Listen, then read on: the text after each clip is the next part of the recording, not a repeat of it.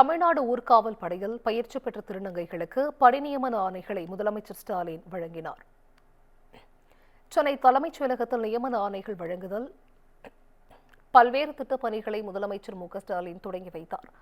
அப்போது தமிழ்நாடு ஊர்காவல் படைக்கு பயிற்சி பெற்று 50 திருநங்கைகள் பணி செய்ய தேர்வாகி இருக்கின்றனர்.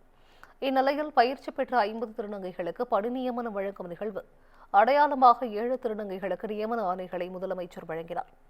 அதைத் தொடர்ந்து அறநிலையத்துறை கோவிலில் பணியாற்றிய ஓய்வூதியம் பெறுவோருக்கு ரூபாய் 2000 பொங்கல் கருணை கொடை வழங்கப்பட்டது. தொழிலாளர் சேமநல நிதி ஓய்வூதியதாரருக்கு முதன்முறையாக 2000 பொங்கல் கருணை தொகை முதலமைச்சர் ஸ்டாலின் வழங்கினார். முன்னதாக கேத்தட்ரல் சாலையில் உள்ள கலைஞர் நூற்றாண்டு பூங்காவில் நடைபெற்ற பொங்கல் விழாவில் பங்கேற்ற முதலமைச்சருக்கு அமைச்சர்கள் கே.என். நேரு, எம்.ஆர்.கே. பன்னீர்செல்வம் பச்சை துண்டு போர்த்தினர்.